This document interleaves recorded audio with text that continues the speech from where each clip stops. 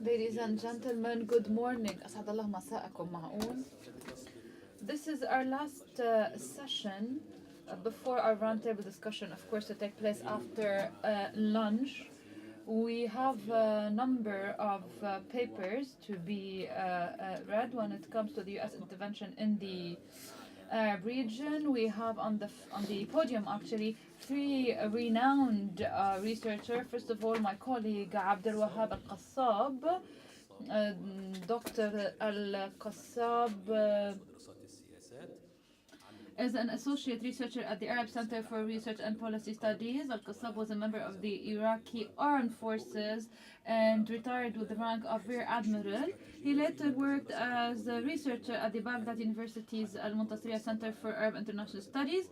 He earned his PhD in Strategic Studies from Campbell University in the US, and of course he has a number of publications.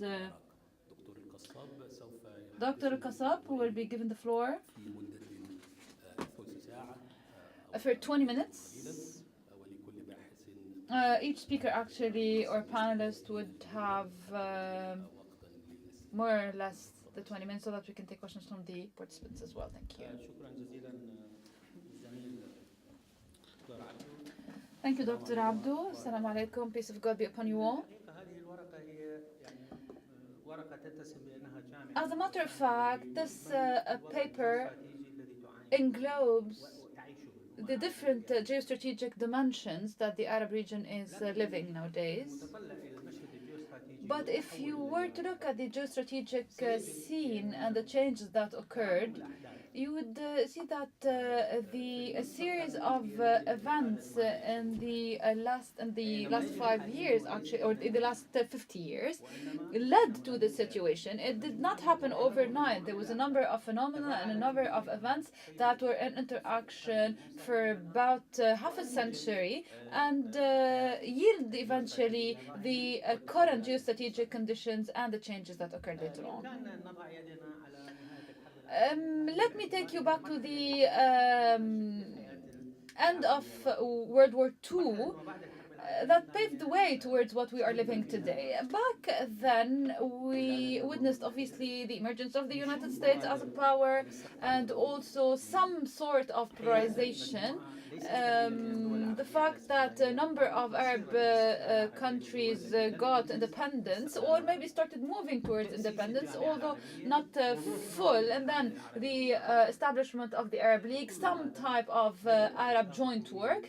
All of this obviously was accompanied with the disaster of the loss of Palestine. Now, again, this takes us back to the end of World War I. And I believe anyway that the loss of Palestine 1948 and the different military changes that happened, and specifically in two major Arab states, I mean by that Egypt and Iraq, and then moving to the second phase, that is the second key anyway, and the series of events, it is the disaster also of June 1967.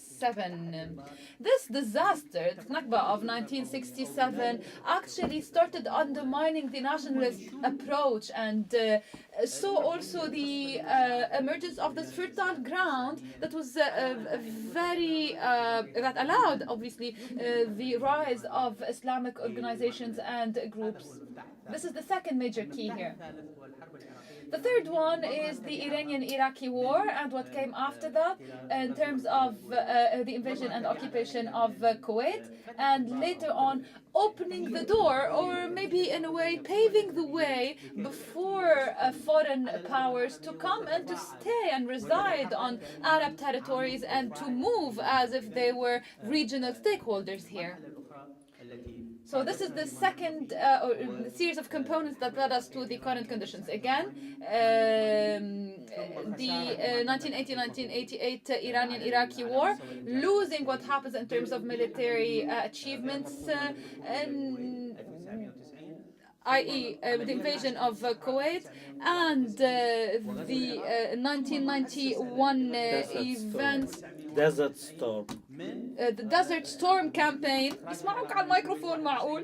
And then what happened after that, specifically the 2003 invasion of Iraq, and that is the top of the iceberg, if I may say, in the Arab region. 2003, we saw that bilateral relations between Arab states first, and then among Arab societies, we saw that these relations and these ties change. 2003, practically, the joint Arab order died, perished completely. It was undermined in the 1990s, but then after 2003, it was clear that that was the end of it. So it was probably a way to answer foreign ambitions in the Arab world. With Iraq out of this geostrategic equation, Iran had the door widely open in order to really inherit the role of Iraq. So we had this tripartite equation in terms of strategic balance, Iraq, Iran, and the GCC states. Now Iran is playing the role of two because it is controlling Iraq 100%. And that's why even the GCC countries became rather vulnerable. This is a very important conclusion to draw at this specific period in time. We are trying to analyze these realities, and we would see clearly that Arab regimes failed completely in understanding the dynamics of the political process in the region and even human process in the region. This is due to a series of reasons that I put really or blame on two groups of countries. First of all, a number of countries that fakely call themselves progressive. I think that this is void, really. And then the other group of conservative countries, I mean by that constitutional monarchies, traditional monarchies, and emirates. For these progressive, supposedly, states, well, they lost their battle in 1967, and they started this fragmentation process until they became totalitarian dictatorships that monopolized the decision of people with a lot of corruption, a lot of tyranny, and clearly between the leader and between the people and the citizens, there was a gap, and also hatred and frustration among citizens against the leaders was appearing. So coercion and hatred. This was another fertile ground for these Islamist groups, and maybe a new dynamics in the relation between citizens and leaders. For monarchies, clearly there was attempts here and there to satisfy the citizens, especially in terms of finance. Appeasement. ما تضيعني، ليش عم بتضيعني؟ معقول؟ And this is something that we saw clearly in the last few years. Here, I want to mention three strategic concepts that had their echoes and repercussions in terms of geostrategy in the region. Three principles, three concepts. First of all, the threat, deterrence, and conflict. The threat wouldn't have happened without the fragmentation of deterrence, and then when deterrence no longer existed, we saw this conflict arising also in the Arab region. So you see, it's a logic series of incidents that led us to the current situation. As I said, threat was there, and then the threat, I mean, from the Arab countries completely disappeared. Deterrence after that completely disappeared, and this led us to the current conflict. I would say that even Arabs contributed to the disappearance of what would have been a deterrence power, which actually prevented us from having two types of deterrence forces. First of all, the conventional traditional one, like we saw after the end of the Iranian war, and the second type, I mean by that, the nuclear power of Iraq, and that was completely destroyed in 1991. So without this deterrence, the counter threat was actually expanding, and then threat and conflict led to very negative consequences for the Arab world. How? As I said, there are global components, regional components, and then domestic components. This threat and this conflict have echoes on the different levels. I mean, domestically, regionally, and internationally. Domestically, there is the threat of fragmentation, of division along sectarian, confessional, or even urban-rural lines, and the state was the major loser in this case. The second level, the regional threat, represented now by two sources of concern: Iran, and second, Zionists, of course, the state of Israel. These two factors are there daily, and the global aspect. We saw also what happened in Gaza. Look at the Iranian threat, also something we live every day. I said earlier that Iran inherited Iraq and intervened with a lot of force in Syria and also in Lebanon. But it didn't stop there. Look at Iran and what it's doing now in Yemen and threatening KSA. This was said by a number of leaders, by the way, in Iran, by MPs, in the media. One of them said we have 4 capitals, and one day Mecca and the Medina would become also capitals of Iran.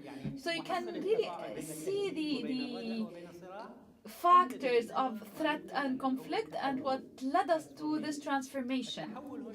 Transformation, unfortunately, was a negative one. It was a negative transformation that aborted a period or a phase in time in the Arab world that started in 2011 and ended 2013 after the coup in Egypt and after also the portion of Arab uprisings. We expected that this transformation following the Arab Spring would lead to higher bilateral ties and relations even between people and their leaders and their regime, and after that we would have the possibility or the capacity to deal with the global environment from a position of strength. Eventually we would have had citizens and people supporting their regimes and supporting their leaders. Clearly this did not happen.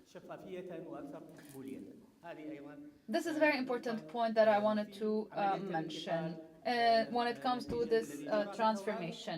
So after the uprisings and also after the coup in Egypt, also the events in Syria, the events in Iraq. A very important variable that we saw also is one that is double-faced. It has to do with the regional issue and with the global issue. This variable is the emergence of extremist Islamist groups, specifically ISIL, so that these groups go beyond the rules of the diplomatic game, of international relations, and even bilateral relations between regimes and their citizens.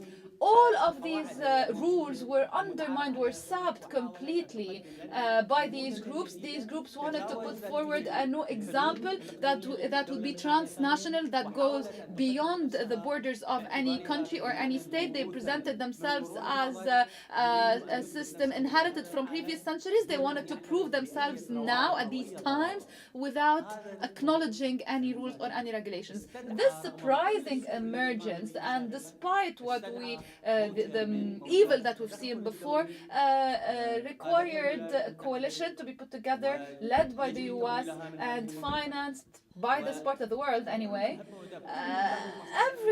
Anyone with interest in the Arab region now brought aircrafts in order to bomb ISIL and extremist groups. In my paper, I asked the question, is it enough? I mean by that,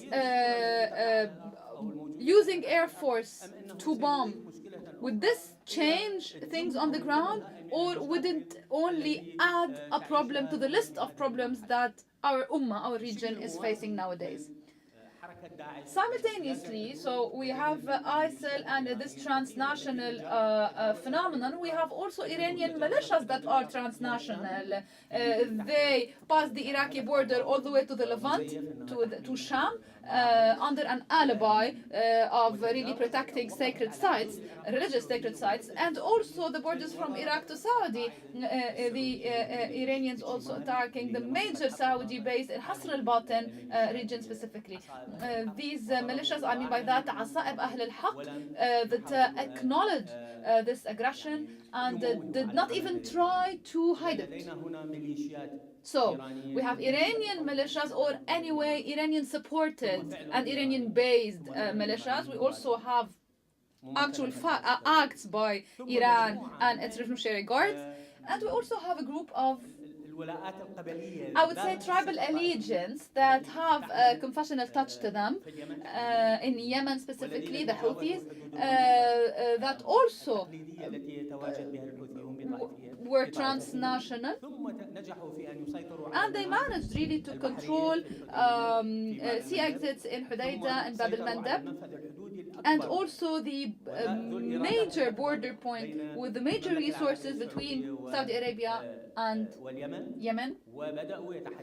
Houthis that are now speaking out loud, saying that they have a list of objectives to achieve as well. So this is happening in Yemen. I would say this is the arm of Iran in Yemen, something that we haven't seen in Yemen for hundreds of years. Except maybe the Najashi time. Really, for hundreds of years, we didn't see any kind of Iranian intervention in Yemen, but we're seeing it now. This means that there is always only going to be a Shiite-Sunni confessional conflict in Yemen, and maybe the possibility of having Yemen being fragmented and divided. This is a possibility. Maybe the South would leave Yemen. So look at the situation, the Mediterranean, the Red Sea, also all of this is part of the expansion project of Iran. One that is in contradiction with the ambitions and the hopes of Arabs. In my paper, yes, I tried to summarize what I wrote in the paper, but let me underscore a number of points now. So, reasons and consequences. Why did we see this kind of transformation? Why was it negative? What were the reasons? They are the following. First of all, oppression by regimes that called themselves progressive, as I said, and the fact that traditional regimes did not really understand the threat coming from others. This led us to this negative transformation. Second, Western intervention in the region. Once it was to defend Kuwait against Iraq, one it was against weapons of mass destruction of Saddam, and now against ISIL. At the same time, there's another global stakeholder that was once upon a time a superpower, that is I mean by that of course Russia, supporting totalitarian regimes, supporting their practices while they are targeting their own people. So this is a second reason. Third, the fact that There was no real understanding of the results and consequences of certain positions and stance that were taken sometimes emotionally or sometimes individually. For example, we saw a real threat on the border of one country, but then the reaction would be very slow. Why? A threat is a threat after all, a threat that we live every day, a threat that would just get to every country when it has the possibility and the chance. And we're seeing omens of that now. This is the third reason. Fourth, the world around us. And let me say this, it's a problem, this geopolitical intimacy, I'm going to say it, between Arabs and the West. I think that we need more deterrence. We don't want others to control us. We don't have any power of deterrence now. And this is a major reason that led to the current negative transformation. Fifth and last reason is the fact that we did not accurately assess the resources and the potential within our ummah and even the financial resources. Now, take the example of Iran and the GCC states. And in terms of figures of aircrafts, tanks, artillery, frigates, destroyers, etc. Everything that is available, militarily speaking, you will see that you would ask yourself the question, there is a supremacy, by the way, among the GCC states, so they have the capacity. Why isn't this capacity used so that you send a clear deterrence message to the other, so that the other does not come anywhere near you? This is not the case, obviously. This is ignorance and not understanding neither the financial or the military potential in the GCC. I mean by that, the wealth available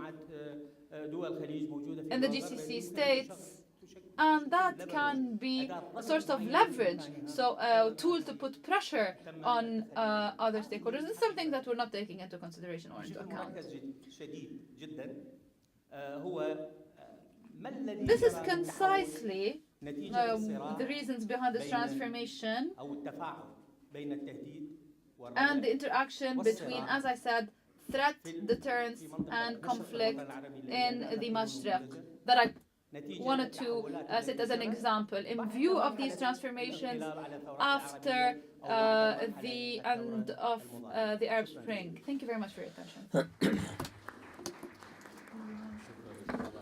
Thank you, Dr. Abdulwahab al-Qassab, who was taken us on a journey of what he termed the bad syndrome, which inflicted our eastern part of the Arab world. Now we move to Dr. Andreas Krieg, who is an assistant professor at King's College, London University, and he now cooperates with the Qatari armed forces, and he will be speaking on the non-state actors, and his PhD thesis on he has a book called Motivations of Humanitarian Interventions, and as he told me, he has another book in the pipelines on the future of the Arab countries. Dr. Krieg, you have 20 minutes. Thank you very much for the warm welcome. Assalamu alaikum. When I was approached 2 weeks or 3 weeks ago to give a presentation here under this title of American return to the return of the Americans to intervening in the Middle East, I was thinking about what return are you actually talking about? And we mentioned it yesterday briefly. I think Americans have never left physically. I think Al Udeid will also continue to be one of their major bases in this part of the world. What has happened, though, is that generally the Americans have withdrawn mentally, and they think they're ideologically, they have gradually withdrawn from the Middle East. And this is what we've seen throughout the Obama administration in recent years. And the other point that came across when I saw the title of this conference or workshop, I was thinking, it seems like we're all talking about cooperation. We're all talking about now Daesh is our common threat. True, Daesh is a common threat, but threat is always about perception. That's something we have to bear in mind. And the way the threat is perceived by every single actor in this region is different. And the way we respond to it is also different. So what I wrote about in this paper very briefly is basically my main argument is that nothing is actually changing. We all see Daesh as a threat one way or the other, some more severely than others, but our different interests and our different values determine how we approach Daesh, whether we as the Arab states or the West or Iran. And I think we need to understand this kind of US intervention, which is very minimal obviously, as part of a continuing approach that the Americans have taken in recent years. And I think this big idea of the US's pivot towards Asia is still very valid today. I think the US has withdrawn gradually, and I think their major shift of foreign policy towards East Asia is definitely something that we can feel throughout the Middle East. And this has been, Obama's foreign policy has been hesitant, it has been half-hearted, and it has been ambiguous when it came to what happened during the Arab Spring. So it was a rhetoric that was used, it was a rhetorical foreign policy when it came to most of the Arab Spring countries. The way the United States dealt with Tunisia, Egypt, Bahrain, Yemen, and Syria was mostly about drawing red lines and saying this is what you can and cannot do. It has been ambiguous. They have constantly revised their foreign policy, and they definitely have not been determined. And when it comes to Libya, even in Libya, which was a Western coalition, a Western-led coalition, the US took a backseat in comparison to all the coalitions that they have been engaged in previously. And it has been majorly, and this is a very important point, majorly driven in the air by the French and the British, and most importantly on the ground by Qatar. I think the Qatari armed forces have taken on a very, very important task in Libya. Whether the Qatari foreign policy has worked out or not is a different question, but their involvement in Libya was very, very important. And this is something that I think is an example of how we can move forward when we talk about foreign policy and the role of the GCC within the current security complex of the entire region. And as the Americans have withdrawn, obviously regional players have become more important. Regional players have basically tried to fill this void, and how have they tried to do so? And I think that as Daesh has created as some sort of negative integration. But I think what the approach that the region has taken, the different actors have taken towards Daesh shows us it's very much a testimony what Gauss talked about in a paper series in a paper that he published in Brookings recently, which is called Beyond Sectarianism. He's talking about a regional Cold War, and the regional Cold War is exactly what we're seeing. The regional Cold War is both a cause to the rise of Daesh, as well as I would say probably also one of the problems that we're facing in actually finding a comprehensive and coherent strategy to fighting them. And I see irreconcilable differences in interests and values between the various regional players as well as the Americans and the West.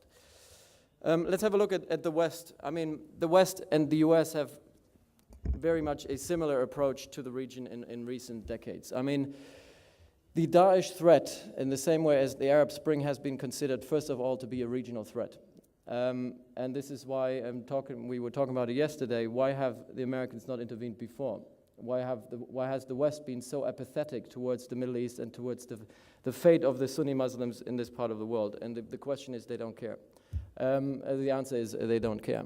So I think they see Daesh very much as a regional problem. First of all, it's a security threat to the region. It's a security threat to the instability of the region, but not necessarily a global threat yet. This whole idea that media was trying to sell, the Western media in particular, that the threat of foreign fighters for the GCC and also particularly for Europe, I think is overrated. And I think most people, decision makers that I deal with through my work, military decision makers, don't see that as a major threat. So it's a regional problem, it's a regional threat, and this threat is not severe enough to basically prompt us to take a more proactive approach to this problem. It doesn't justify a full-hearted commitment of boots on the ground. And you have to understand Western foreign policy very much as a cost-benefit analysis. So what is the benefit of dealing with Daesh, and what are the costs of it? The costs are very high, and the benefit will probably only be for local people. And it's not about local people, it's about national interest. I think I'm taking here a very realist approach, and I think the Americans and the West have taken a very realist approach to this. The Western approach to Daesh is haunted by something which I would call the Iraq legacy. Iraq war legacy is something that is haunting the Pentagon, this is haunting the MOD in the UK, who I've been working with for the last 4 years. Our decision-making in the West has been impacted by we've made a massive mistake by getting dragged into the quagmire of Iraq. Then we were very, very quick in trying to get out of it, and now we don't want to return. We don't want to get dragged into a similar conflict again, which is a very complex environment. And there's a general war fatigue. I think Western publics are very, very averse to taking risk and very averse to seeing people dying, and this goes in hand with a certain casualty sensitivity. And obviously we shouldn't forget that we are living in times of austerity, and I think post-2008, I think we are still living we're still feeling the repercussions of the financial crisis. Massive cutbacks in defense budgets, and especially in the UK, it had a massive impact on the way the UK can actually provide military assistance in out-of-area operations. So, and this has led altogether to a failure to strategically approach Daesh. We all have to understand Daesh. The problem of Daesh is not something that we can fight militarily. It's something that you need to fight socio-politically. And it's something that I think the West shouldn't fight, because the worst thing that could happen is having a return of Western boots on the ground in Muslim lands. I think that will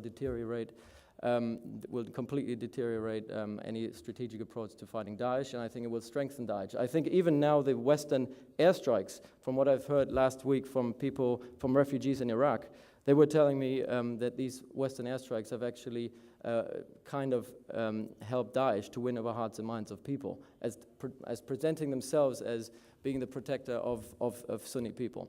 So I think the airstrikes are wrong. They are a form of what I would call attritional containment. What the Americans are doing is they're trying to contain the spread of Daesh, because on the one hand, they have to show to their public, we have to do something, particularly after the beheadings. I think there was some public pressure to do something, but it's not about defeating Daesh, it's about containing the spread of it, and doing that at the lowest cost possible. And this is their approach in Syria, and that has been their approach in Iraq. And at home, they're trying to fight against the Daesh threat through counterterrorist measures. So the major burden of fighting Daesh militarily, which I'm saying militarily there is no solution to Daesh, we need to take a socio-political approach to fighting it. And this socio-political approach is something that I've been discussing with various military decision makers in this country, including the minister. How can we approach this problem of Daesh? And I think the center of gravity for Daesh are the Sunni tribes, are the marginalized people, are the oppressed Sunnis who have joined Daesh, not for ideological reasons, but have joined Daesh for purely opportunistic or reasons of getting rid of what they see an illegitimate government in Baghdad. So these people can be addressed, and these people we can talk to. And when I say we, I'm talking about the Gulf. I think the GCC countries should step up in trying to reach out to these people. I know Saudi Arabia has stepped up their approach towards these Sunni people, and Qatar is probably following suit. At the moment, obviously, Qatar is in its own little quagmire within the GCC, so it has to follow an initiative that has to be driven by Saudi Arabia rather than being more proactive than it used to be. So the burden of fighting is basically we're outsourcing this to local proxies like the Kurds. The Kurds seem to be a trusted minority. The Western foreign policy has always been about protecting minorities. It's never actually thinking about that the majority of people who are oppressed are actually the Sunni Muslims. And this is something that has been completely disregarded in Western foreign policy. And there is another aspect to it, and this is the Americans and the British want the GCC to take a more proactive stance when it comes to military operations. So my job here is in generally setting up a defense academy for the Qatari Armed Forces is part of this whole idea of having the Qataris play in the future a more proactive role in international headquarters, allowing the Qataris to contribute to military operations and providing capability that the West is not willing to provide anymore in the Middle East. And this is particularly when we're talking about boots on the ground. It's about, in a coalition such as this, providing air power capability and giving legitimacy to operations. So what I'm doing here is we're trying to make the Qatari military ready for 21st century warfare, intellectually being able to basically tie into international headquarters. And this is something where the Americans and the British think this is a future that the GCC should play because the Americans are very much hesitant to provide this role. When we look at the region, I think the regional approach has been stronger than it has been before, because it has been a gradual withdrawal. And regional players have taken up and filled that void, and they've done so by a sort of a self-help policy. And the centers of gravity of this regional Cold War, as I said before, the centers of gravity are on both sides of the Gulf. They're the Arab countries of the GCC as well as Iran on the other side. So the first divide, which is an old divide that has existed for a long time, is still existing despite Iranians and Saudis talking to each other. I think there is still this major clash between Arab and Persian sphere of influences. That's what we see in Lebanon. It's what we see in Syria, in Iraq, in Bahrain, and in Yemen. In all these conflicts, we're seeing the clash of proxies between the Arab sphere of influence and the Persian sphere of influence. And so despite all cooperation, which I say is just a facade, behind that, all the other little skirmishes and wars are still continuing. And I think Syria and Iraq in particular has become an obstacle to what has been already for the last 10 years a regional Cold War between two proxies, particularly the Sunnis on one hand and the and Shia militias on the other hand. Iran has been able to establish a foothold in Iraq, has able to famously create this Shia crescent, and Sunnis have tried to counter this, and they have done so more or less successfully. Daesh is now a third player which is out of control of both of these poles, both of these centers of gravity. Neither Saudi nor Iran can control Daesh, and that's why it has to go. So part of this divide is, we have to do something together against Daesh so we can continue our own struggle for influence over Iraq and Syria. At the same time, I think there is no strategic vision of how Syria after Daesh supposed to look like, or how Iraq after Daesh is supposed to look like, not from the Saudi perspective and not from the Iranian perspective, even though the Iranians are more in the driver's seat than all the Sunnis. I think the Iranians have already a center of power in Damascus, and they have one in Baghdad, while the Sunnis don't have any of this. And I think they need to step up their fight if they wanted to win that back. Then the second divide that we have to talk about is the one which is more recent, and this is the one that's tearing the GCC apart, is basically the role of political Islam and the role political Islam is supposed to play within societies of the Middle East. On the one hand, we have Qatar and Turkey, who are taking a very nuanced approach in saying there's a lot of shades of gray between political Islam, someone like Hassan al-Banna on one hand, and someone like Al-Qaeda and Zawahiri and Daesh on the other hand.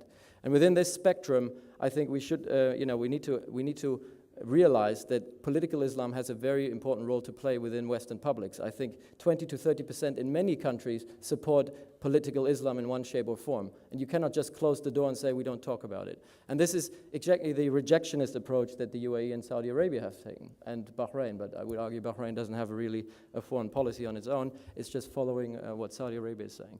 So the UAE and Saudi Arabia have rejected political Islam and Islamism in its entirety. It has been seen as an existential threat to their very raison d'etat.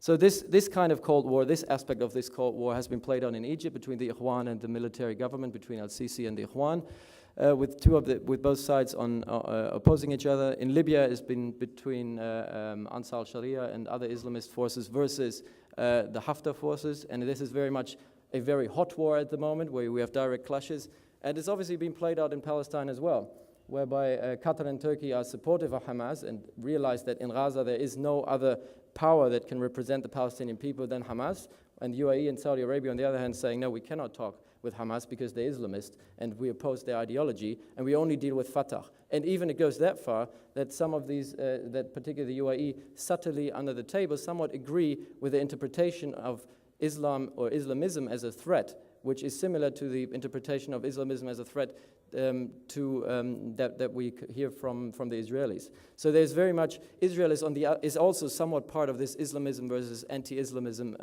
divide.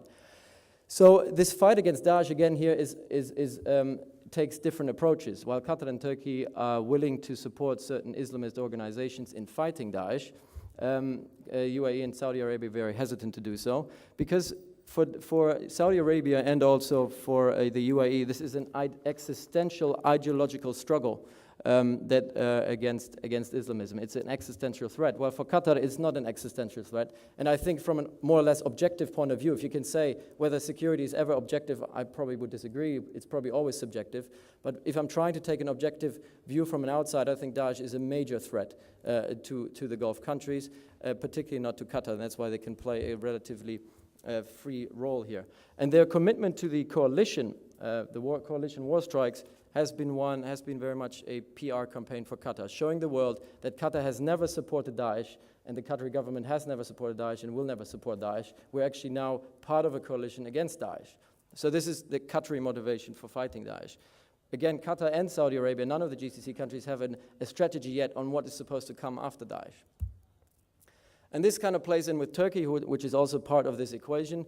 I think Turkey's approach is obviously a different one. They're neither West nor Arab, but they're part of NATO, and for them, Daesh is very much a threat to the south that they have to deal with one way or the other. But it kind of links into two other threats. One is the PKK, and the other one is Assad. And they only want to commit to a strategy. They don't want to commit to an operational approach like the Americans do. The Americans approach, they take this as an operational military approach of containment. The Americans have no end game or any end goal in sight, while Turkey wants to have an end goal. If they commit their troops, they want to know that they do so by actually resolving the conflict. And a part of this equation is obviously dealing with Assad as well, which is the Americans and the West in general have been very hesitant to do. So in conclusion, I would say that the current alignments that we see on the facade across ideological and political divides are only short-term. They're short-term phenomena of negative integration because we have a common enemy. But really, all our interests and values that divide the region are still very much at play here. The divides are between the West and players in the media region, between Arab states and Iran, between those who support political Islam and those who utterly and convincingly, determinedly reject it. And the question is, how do we deal with this threat or regional threats in general, considering war fatigue and the Iraq war legacy? And I think this should be, I want to appeal to the Arab Sunni states and the GCC in particular to step up their game by always saying we want America to take a more proactive stance. At the same time, saying we don't want America to return for its own interest means only if the Americans don't do anything, someone else has to play the game. Someone else has to step up. And I think the GCC is in a process of doing this, is in the process of developing a capability to be able to do it, but this will be not for another 10 years. And I think in the meantime, we see a fight of proxies, which undermines the integrity of the entire region, because we have non-state actors who are basically carrying the main burden of this conflict, while the states become somewhat incapable or unwilling to get directly involved. And I think this is a major security threat. And I don't know if there is any short or midterm solution to this. It seems to be that the region is very much, I have to take a pessimistic outlook here. It's going to be in a quagmire like this for the next decades to come. Thank you very much. شكرا أندرياس. أندرياس قدم لنا خريطة جيدة ومثيرة للأذهان. Andreas, it was a very important paper. Let's move now to Dr. James Denselow, who's a writer on Middle East politics and security and the director of the New Diplomacy Platform. He worked with Chatham House in Britain and advised the British government on its policy towards the Arab Spring. He's a researcher associate at the Foreign Policy Center and a fellow at the Center for Syrian Studies. He has a number of publications as well, specifically 2 books on Iraq and its region, and also the second book that is called American Iraq. You have 20 minutes, sir. Go ahead. Thank you very much, and thank you to all the organisers of this event for inviting me. I've worked and lived across the Middle East, but I've never been to Qatar before, so thank you for all your kind hospitality, and thank you to the translators who've been so brilliant so far, and I hope I won't speak too quickly. It's great to meet so many interesting people and to realise that I have something in common with the former Iraqi Rear Admiral in the sense that we both wear Nike fuel bands, so that's good. I submitted my paper on Friday, but we'll try and be short and leave more time for questions and the quicker departure to lunch. Now, I'll be focusing today on the issue of international borders. Now, as someone from Great Britain traveling to the Middle East to talk about borders, I realize that I carry a historical burden on my shoulders, so I have to tread carefully. The conference opened up on the idea of the region going through tremendous change and a new US strategy. And I think that we've heard these statements before over the years. But I think what's particularly interesting is the notion of layered crises. So you look at something like the rise of ISIL, and you look at Turkey's response, and if you solely look at it in response to ISIL, without looking at its previous conflict and crisis with its own Kurdish populations, then you don't see what's happening properly. So it's those connections in the layered history which is what makes the regional situation so complex. And I think this conference has done very well to connect the dots as to how we've got to this current crisis today and the understanding of what's behind it. Connecting the Arab Spring revolutions to the Arab Winter, the counter-revolutions and civil war, to the Arab crisis of identity, which we're talking about now, this sort of rise of non-state actors, ISIL, and notions of further intervention. Now, I'm lucky to be speaking at the end of this conference because it means that I can refer back to a number of themes that were raised by colleagues that go into this particular focus on borders. Dr. Jabbar talked about the journey from the formation of the nation state to the challenges it faces today. Dr. Halioun spoke about the collapse of the state and the age of victims. And I think it's worth noting that today in the world, more people are displaced from their homes than at any time since the Second World War, including half the population of Syria. We are truly living in the age of the refugee. Dr. Kabalan, who I know from Damascus, spoke about the links and the importance of the links between the local, the domestic, the regional, and the international, and the increasing blurring between these layers. And I think it's important to look at the theory of globalization, of simultaneous movement of power above and below the state. Now, there were arrests in London last week. Several British Muslims who were suspected of planning a Mumbai-style attack in London with direct links to ISIL, a local response to a global issue. Dr. Abu Ruman described the destruction of Sykes-Picot, as shown on the picture there, and the ISIL threat that knows no borders, a crisis of the national territorial state. In the earlier session, Dr. Al-Misfa said that they are not at our borders, but the issue of ISIL is one that is affecting all global states, and there are GCC nationals who have gone to Syria. The Washington Post points at 15 from Qatar, 12 from Bahrain, 14 from the UAE, 71 from Kuwait, and 2,500 from Saudi Arabia. And Dr. Babood made the point about the arrests of ISIL sympathizers in GCC countries.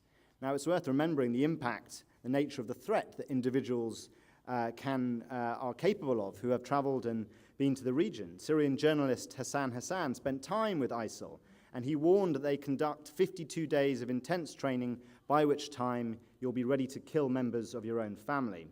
Now, Dr. Krieg picked up on this issue of threat and how small numbers of people can cause substantial terror and destruction.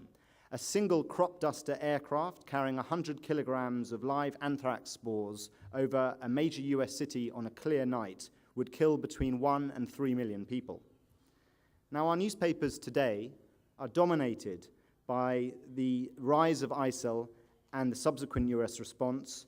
And so the focus I'm going to look at is what are the future of international borders against this? Now, in the era of globalization, people like Francis Fukuyama announced the death of borders, the end of history. But following 9/11, the US have kind of led an attempt to re-securitize the function of borders. But I think at the moment we've got this identity crisis between border function and the emergence of these non-state groups that are allowing to take control of the tools of globalization, connectivity, looking beyond borders, which I think is exactly what ISIL are defined by. And going back to that point about Islamists, I would push you to read Olivier Roy's work about the difference between Islamists and neo-fundamentalists. Neo-fundamentalists are not looking to capture the state, but instead don't even recognize it as a legitimate entity. So they're looking to destroy it. And in the case of the Syria-Iraq border, you have almost the entire destruction of that border, both physically and politically. Dr. Al-Qassab called it the tip of the iceberg, the Iraq invasion. And Ladka Brahimi, at a conference I was at last week, said that ISIL was born in Iraq and is a symptom of the state collapse and partial rebuilding on bitterly contested confessional grounds.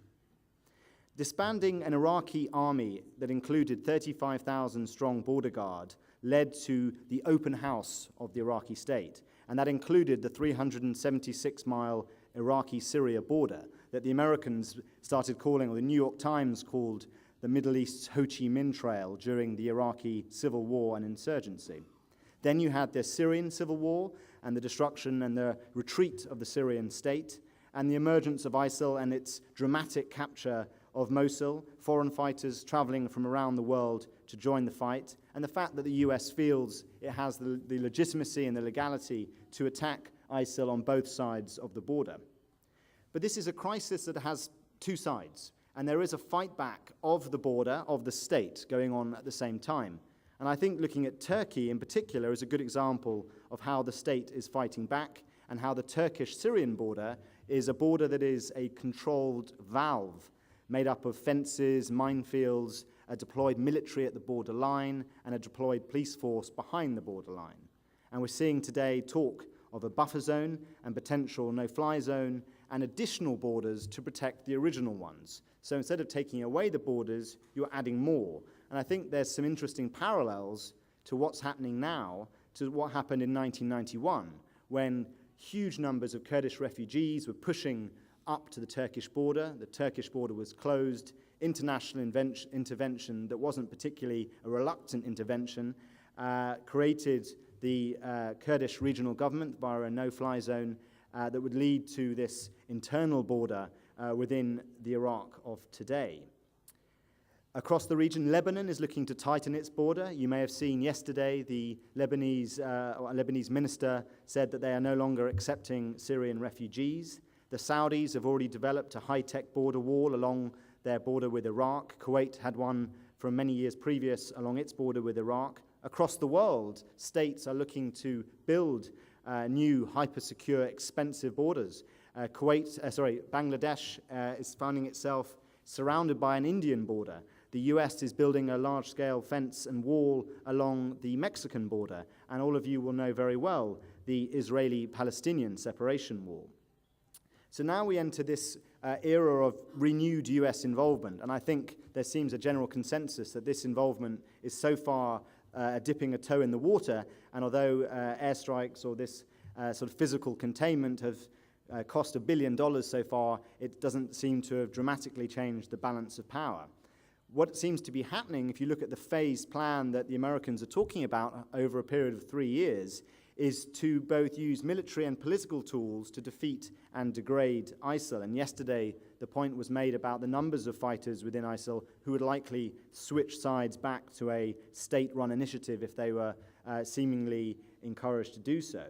I believe the Americans are looking to contain the battle space, partly by empowering the Iraqi military, the Iraqi body politic. It now has, as of yesterday, a Minister of Defense and Interior, to push ISIL out of Iraq, reinforce the borderline that has been so badly damaged by ISIL, and then contain the Syrian space, in which an attempt, and a far more complex and ambitious attempt, to support opposition groups there will continue, albeit one that seems to avoid the regime, which has led to a good deal of kind of soul-searching from various other members of the Syrian opposition. So we're entering this kind of forever war, because it's very hard to see what victory really looks like against a group like ISIL.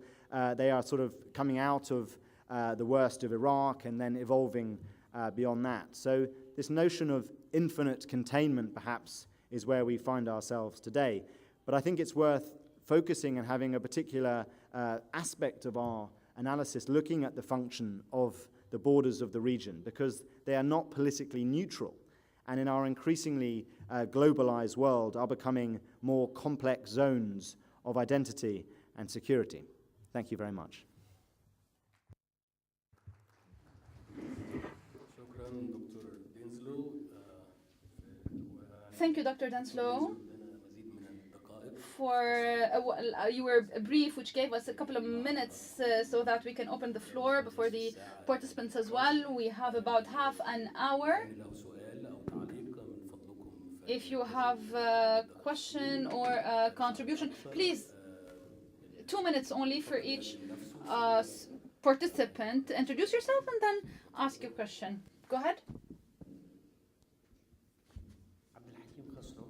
Abdulhakim Khasro.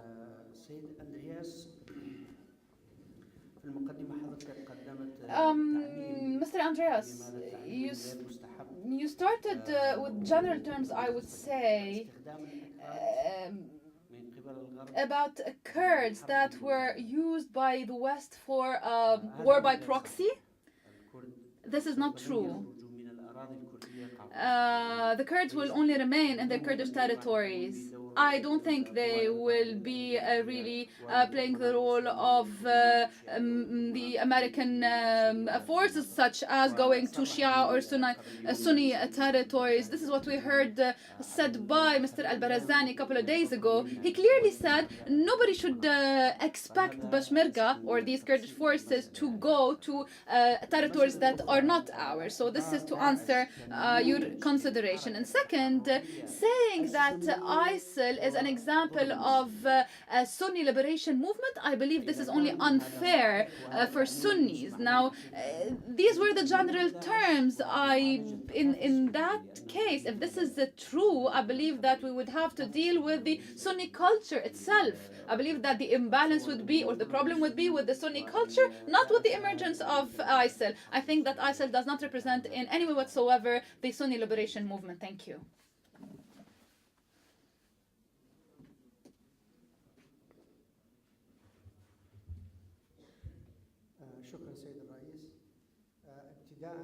Thank you, Mr. Chair.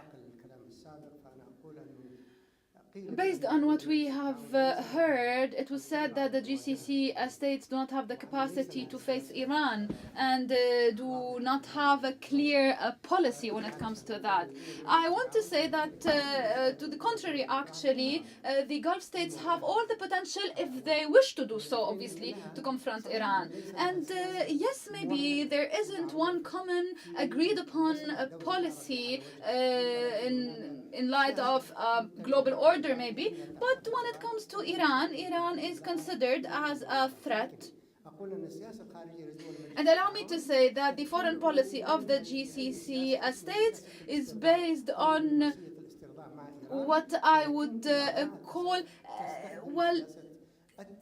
avoiding confrontation, whereas Iran is using threat to face this consensual diplomacy used among GCC states. Something else, saying that there was a number of Saudis or Emiratis or any Gulf state citizens supporting or joining Daesh or ISIL, well, they won't be a threat for their countries. Things are completely different here in the Gulf.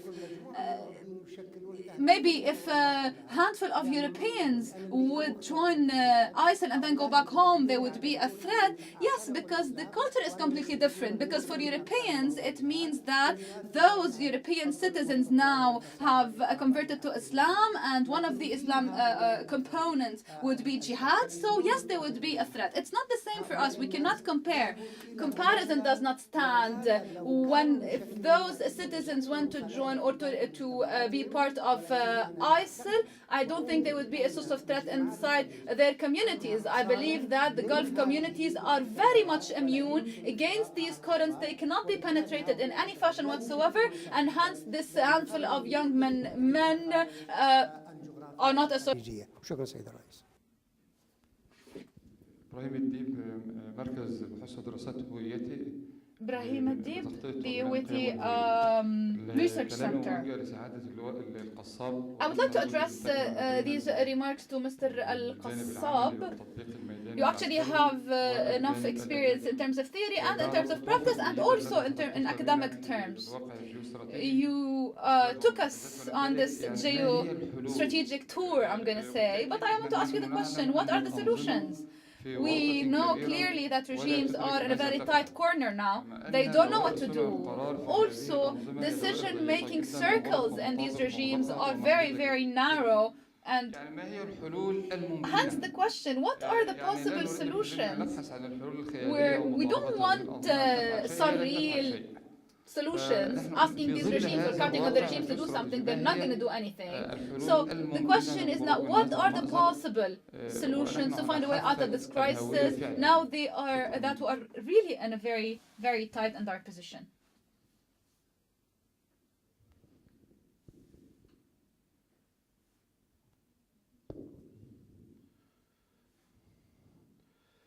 طارق الزمر رئيس حزب البناء والتنمية. طارق الزمر head of the Construction and Development Party. المبالغ فيه بالظاهرة I believe that this exaggerated importance given to ISIL should not make us forget the disease that caused the emergence of ISIL. I believe that ISIL is caused by one disease widespread in the region for years now. I mean by that dictatorship or maybe a Nazi approach in dealing with Arab peoples, especially for those peoples hoping or aspiring for a better future.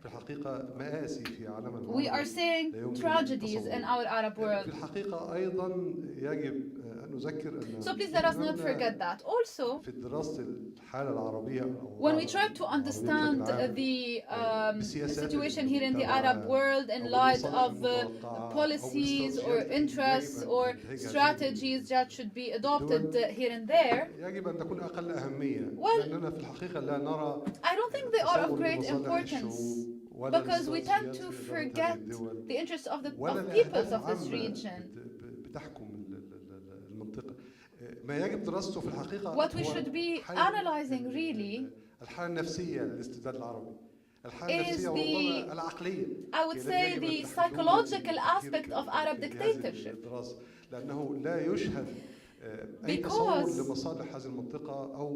yes, indeed, interests of this region were never taken into account. As Dr. Azmi said, revolutions were the last way out of. I think his microphone is breaking, unfortunately. I believe that the only way out would be to continue these uprisings.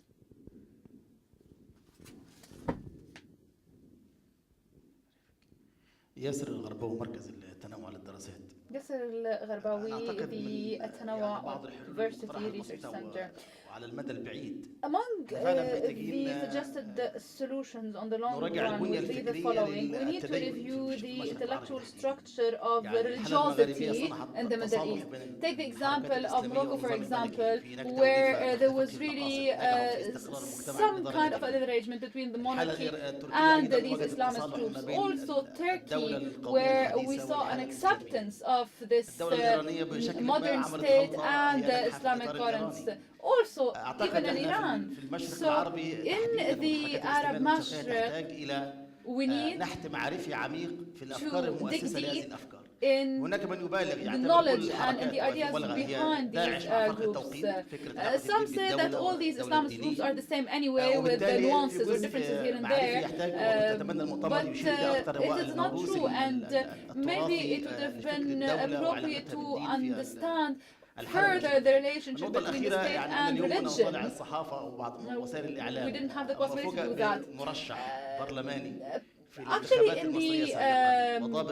the media, it is said that a former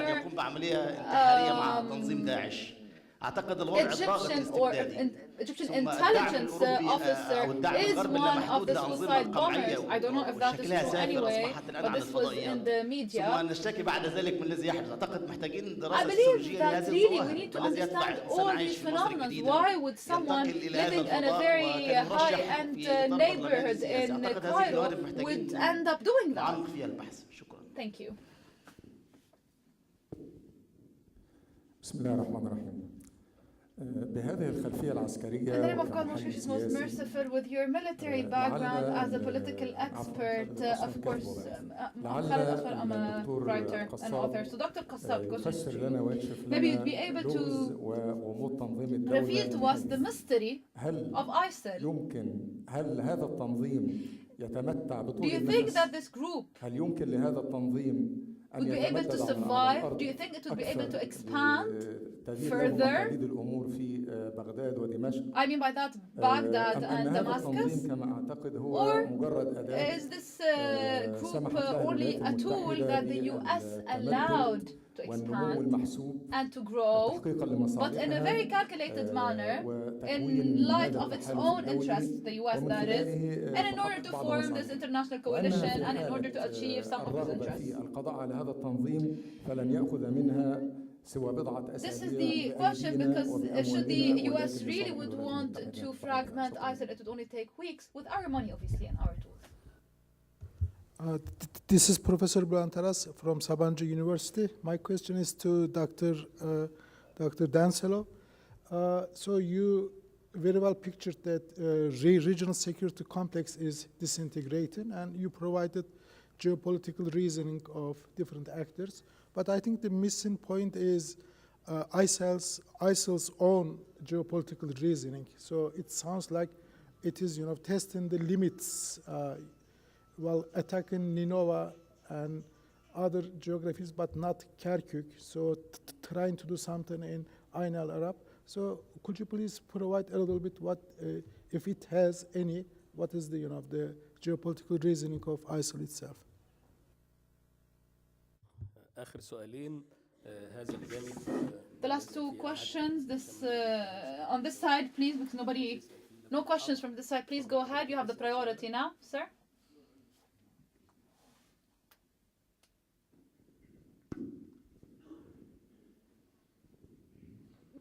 محمد عبد العظيم مركز النهضة للدراسات السياسية والاقتصادية. محمد عبد العظيم, the النهضة Center for Strategic Research. قدمت يعني ارتفاع مستوى التناول The papers that were given were highly constructive, and insightful. But when you mention solutions, you directly or indirectly are saying that neither this global coalition nor the foreign intervention and even less aircraft bombings would solve the problem of ISIL. It is simply complicating things further in in the region. And as you just said, Sunni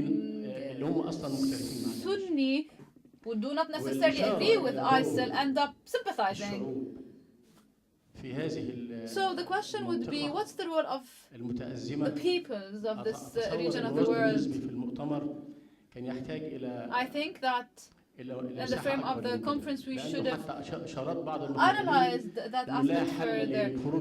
We heard from many speakers who says that there is no way out of this crisis, whether in Yemen or in Iraq or somewhere else, without a real role played by the citizens.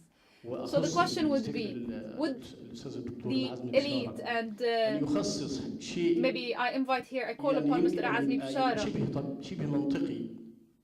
كيفية تحريك هذه الشعوب بعد المخدرات maybe to put together a mechanism. It's been 100 years now that الوعي المجتمعي أو our الجانب الإنساني الحقيقي اللي يستطيع يجمع الشعوب awareness is lacking. So how can we agree on the basis of national interest and not on ideological basis?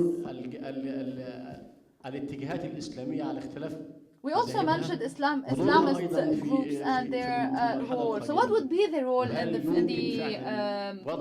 future? And is it possible for these Islamist groups to let go, in a way, parts and aspects of their ideology? Any other questions? Okay, let's take the answers from the panelists now. You each have 5 minutes, please. Let me start with Dr. Qassab.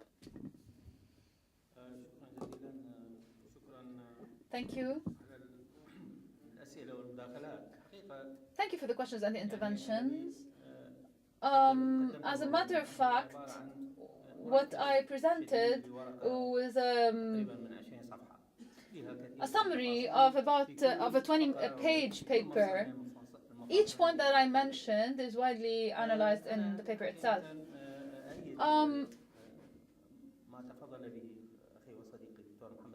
I do agree with the Dr. Al-Misfir. I did say that the points of strength or the potentials that the potential that is available here in the GCC states would allow, in a way or another, the establishment of a deterrence mechanism, a credible deterrence mechanism that would make the opponent subside. For example, take for example the maritime resources here in the Gulf. You have the maritime navigation stream that goes all the way to Iran. This is a deterrence means. If you were to, for example, cut this route, this maritime route, this is major for Iran. And let me say that in Hormuz, every day the Gulf interests are threatened, knowing that we have rights to navigate in that part of the world. So, half of it anyway, that is closer to the Arab borders, we enjoy rights, sovereign rights there. And this is a very important point. I believe that the maritime defense equipment can be used by GCC states, the 6 GCC states, as a deterrence means. The UAE can play a very important role. The Sultanate of Oman as well. Oman really, has on this route, so the Oman Gulf towards the sea, that has the Ras al-Had point that is opposite Shah Bihar, the Iranian point. It also had the Masira Island and a number of the Qaria Moria Islands. All of this can be used.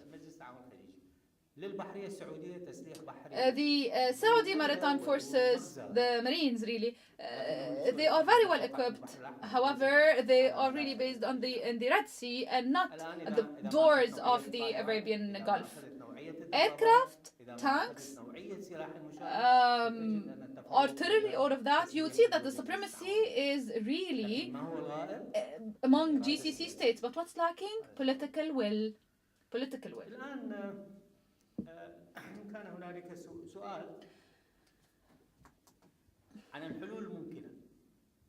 The question was about the possible solutions. We need to convince our neighbors that since we are neighbors, we need to get along. Now, when the neighbor understands that and agrees to that, because we're neighbors and because we have a lot of common interests and also common history that cannot be negated, only then would we be able to find the solution. So convincing the neighbor to differentiate between the fiqh or jurisprudence allegiance and belief and international relations. These are two different things. When we get to that, also we'd be able to get closer to a solution. More importantly, the regimes themselves should review their ties and relations with their people. Take the example of any country in the world. When you see that the relation between the government and the people makes sense, is transparent, based on the rotation of power, on fighting corruption, on allowing decent living, really, you won't find problems. So the major and the first solution out of extremism in the Arab world is transparent, rational, respectful, and decent relationship between the peoples and the citizens and the governments. But this is a whole other conversation, obviously. There was another question about the intellectual structure of religiosity, and I do agree with you. Religiosity now has been attacked, I would say, because of a number of ideas that were imposed. All of us, we lived in open-minded communities. Some people were religious, others were not. I come from Baghdad, from a very urban background, and I tell you, the non-religious, he who doesn't practice his religion, was not rejected by the society, and nobody would impose on a non-religious to become religious, and you wouldn't go to a religious and tell him, don't practice your religion. So I mean by that we were very tolerant and accepted one another. Tolerance that existed in our communities, it was great. Mosul, for example, it is one of the most conservative Sunni communities. However, in Mosul live Yazidis. The Yazidis that are in complete contradiction with the whole dogmatic structure of Sunnis and Islam in general. But at the same time, Yazidis and Muslims found, middle ground or a way to cohabitate, to live with one another, and we didn't see any problems in the past. When the Yazidis were oppressed, they were not oppressed by the citizens. The Ottomans, by the way, tried to force them. It was Tawfiq Wahbi, that was in 1905, to probably join armed forces. Yes, historically speaking, there were events like that, but it wasn't the Mosul people who tried to impose on the Yazidis their creed. Religiosity itself, as I said, was attacked. So instead of tolerance, we ended up with something completely new. As Iraqis, by the way, we never even thought of a problem with our Shiite neighbors. This wasn't even an idea. Yes, you would have tensions here and there, but we weren't in complete division. Give me one more minute, please, Mr. Chair.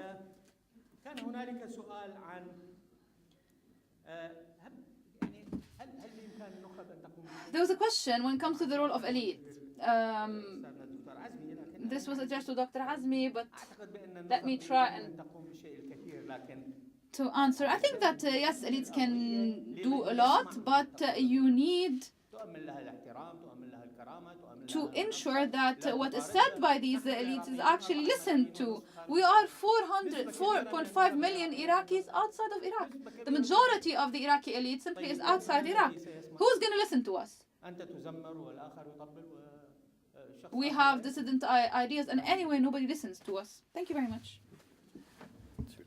Thank you very much. I just want to quickly respond to the remarks about Kurds. I absolutely agree with you. The Kurds will not play the proxy in terms of saving Iraq. They made it very clear they're saving Kurdistan. And but they're still proxies. America was looking for partners on the ground they can support. And these partners of the ground were never and have never been really Sunnis because they mistrust them. They look for minorities that they can trust and that have their own interest of fighting. So this already shows you that America is not trying to find a solution of fighting Daesh all around in Shia territory, Sunni territory, and so on. They're looking at containing the spread of Daesh in the north, and that's about it. There is no idea of trying to find a proxy that can find them further south because they believe that the Iranians are doing the job already. And the other thing is, I never suggest that Daesh is a Sunni liberation movement. That would be absolutely wrong. I think the core of Daesh are Khawarij, people who are criminals. And these are people you cannot talk to. And I think what we talked about yesterday, that we heard that it's divided into 3 divisions, is something that I find is quite accurate. Daesh at the core are obviously mujahideen, many of them foreign fighters, many of them, to be honest, have no real idea about what Islam is all about. These are newly converts who come from Western countries and join an ideology because they don't have any other ideology to follow. It's an ideology, it's criminal, and these people you cannot talk to. What I meant to say is that there are certain people, and I don't blame them, that see that Daesh could be an opportunity, a bandwagon to jump onto in order to further their own interest. And if you have Sunnis who have been, particularly in Anbar province, and I've met some last week Baathists who have been, the brother was killed, the wife was raped, and so on and so forth, have absolutely suffered horrific atrocities from Shia-led militias or from a government that was somewhat Shia-dominated. So there is this sectarian component of thinking we need to get rid of this regime. And if you have lost everything and you're desperate, you might as well think about joining someone like Daesh, who at least seems to have a common enemy. But again, these people don't adhere to or support the idea of killing, beheading people, killing civilians and so on. So these are the opportunist people, and I would say these are probably the core people that we should talk to. Because I was at the front line last week in Mahmour, and I was further up north near the Mosul Dam, and the people there, the Peshmerga on the front, told me that they have snipers which are so precise on the other side that can actually shoot, and they shoot overnight a bullet right through the lip of the Peshmerga fighters. These are not mujahideen who are able to shoot that accurately. These are people who know what they're doing. These are military professionals. And these are not people who come from Europe and join them. Yes, they exist as well. And yes, there are some mujahideen who have been in mujahideen since Afghanistan and since the Anbar Awakening. But most of these people are Ba'athist professionals who say we're fighting a common fight against the regime in Baghdad.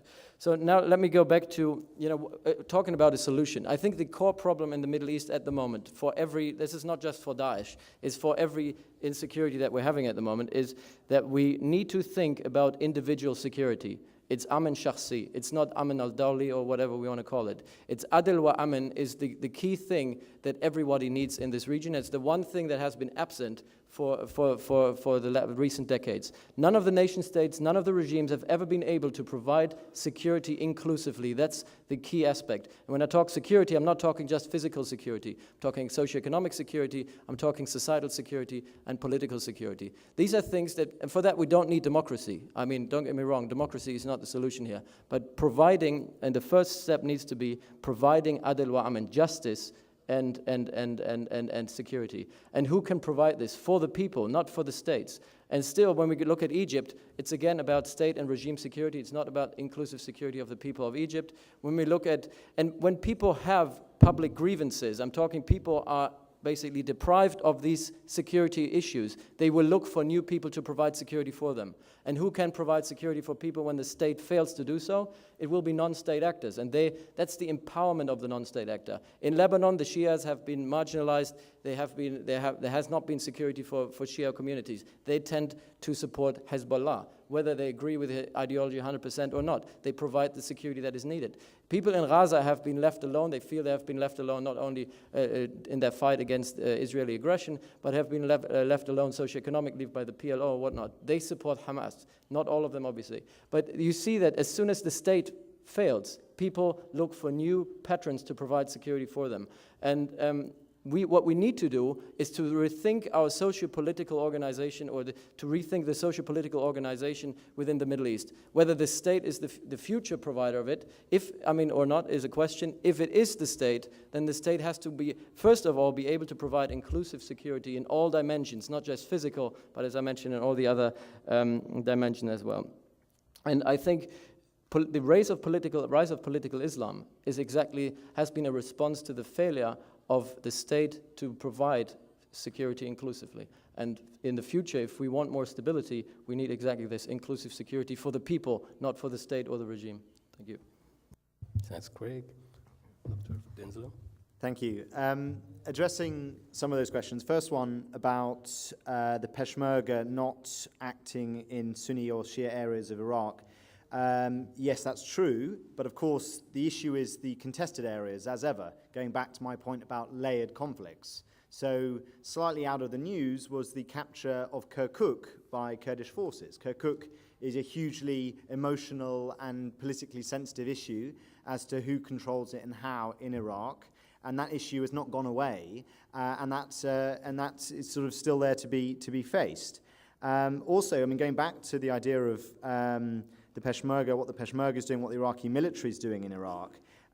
Two quick things. Firstly, it's worth remembering the 8th of December is the deadline for the Kurds, the 3-month deadline put for the new unity government to deliver on issues that haven't been delivered on for 11 years. So Abadi's got 3 months to do what the Iraqi state has not managed to do in 11 years. Otherwise, the Kurds will leave the government and the entire strategy of the Obama ISIL plan will collapse behind it. And secondly, the notion, I think it's worth remembering, ISIL is still in charge, they have been for over 4 months, of Mosul, Iraq's second biggest city, nominally home to 2 million people, although lots of them, of course, have fled.